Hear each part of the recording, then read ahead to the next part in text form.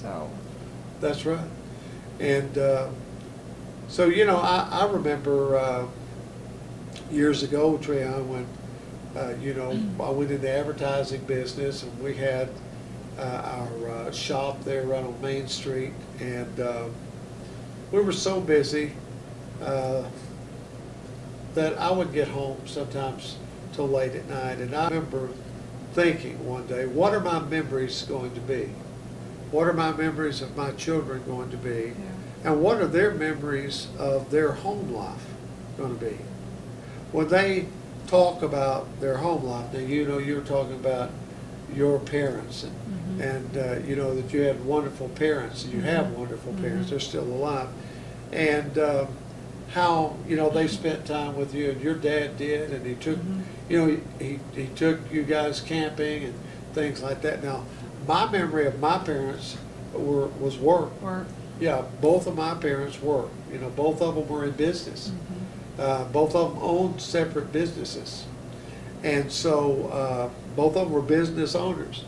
And so they worked. And my parents thought that was the noble thing to do, to work and earn a living, you know. And of my mother's 5 brothers and sisters, my mother was the first to get financially stable, to where she then could take in some of her brothers and sisters and help them get financially stable.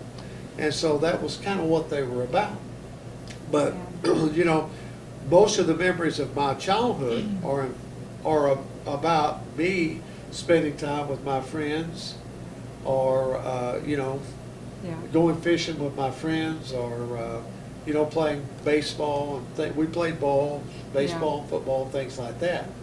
But, you know, most of my memories with my parents really were just where it was, you know, both of them were resting, and it's at night, and, you know, maybe they're sitting in the living room and we're visiting or watching TV.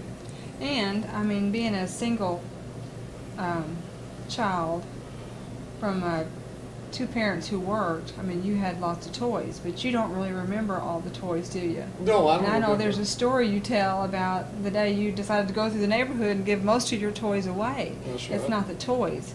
And I know, you know, we made the decision for me to stay at home and be at home, full-time mom at home.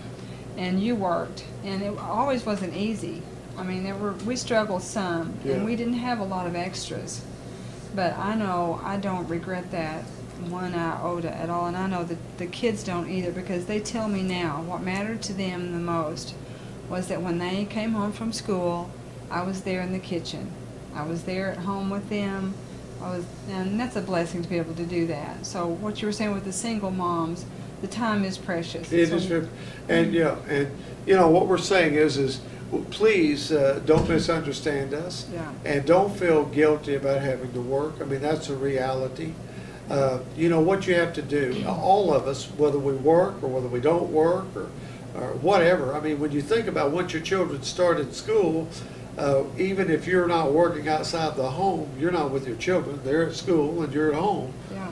So after your children start school, you know, if you're working at about the same hours that they're at school, you know, unless you're homeschooling, you know, well then, you know, that's kind of a washout. It's what happens after that. Right. But understand that your children are being influenced. They are being taught by other people. And so if you want to raise your children in the Lord, it takes a lot of effort. Now, you need to teach them to honor and obey you as a parent. You know, that's the 5th commandment, is to honor and obey your parents. And God says if you will do that, your life will be long, or you'll have a long life on the earth. Now that is a commandment of God. That's not a suggestion.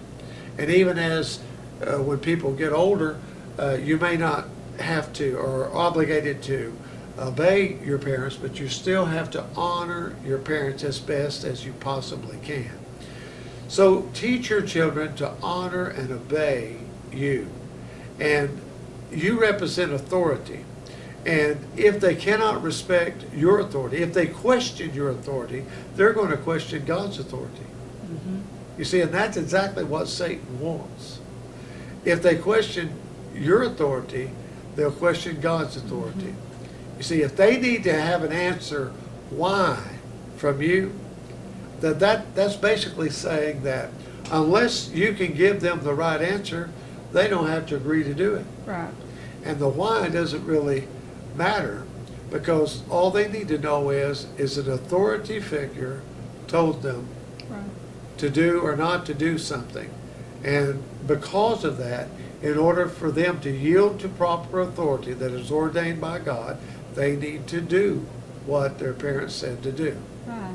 And God even has a provision in that if the authority that He's placed over them is froward, you know, He said obey them anyway because this finds pleasure with God. That's right. So He even put that in there. Yeah, I mean, you know, the Apostle Peter says that it pleases God when we're mistreated and we suffer unjustly. And, you know, that doesn't seem like it would please God. And I'm not saying that God is happy about it, Right. but I'm just saying when He sees one of His children bear up under unjust treatment Right. and suffering, He sees the likeness of Jesus. Right. You see. And be obedient. He sees that, okay, we are not defending ourselves, we're not avenging ourselves, we're putting it in the hands of God, and we're letting God do it. What would you like to say to some of the mothers, young mothers out there, you know, that have these challenges, single mothers, perhaps, that, you know, their children are in daycare? What type of advice would you give them? Just talk to them here. It can be done. I want to tell you that it can be done, even though you may not have the ideal situation or be able to be a stay-at-home mom. It can surely be done. And if you'll just trust in the Lord and lean on Him and let His Word instruct you, and certainly you need to be involved in a fellowship in a church that can give you support. And I know that here in Russellville we surely try to help our single moms because we know how hard it is. Well, you know, during the school we have kids in our house every day. Right. Yeah, the moms that have to work, you know, they usually get off the bus at our house, and so we try to provide that atmosphere for them so they don't have to go into a daycare center, which is a difficult, at times it can. And we try to create an environment in the church that is a family environment where everybody is involved. And, you know, everyone here just helps raise all the children. Yeah. But it's, you know, the primary responsibility is to the parent. For the parent to do that. Right. And I would encourage also for you to respect your word, what you say. I know single moms, it's a big temptation for them to just say, well, whatever the kids want to do, you know, and I'll just ask the children what they want for dinner. That's fine to do that once in a while, but on a regular basis, it just puts it upside down where the children are up here and you're down here. You should be here, and the children should look to you. And so make sure that you respect what you say so the children will respect what you say.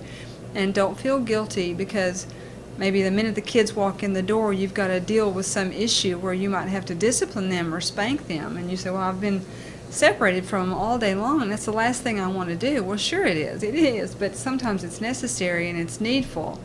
And so don't back off of that. Take care of what you have to. Don't try to be your child's best friend. Just be your child's parent and do the best you can there. Yeah, because if I had, you know, one of my daughters here, you know,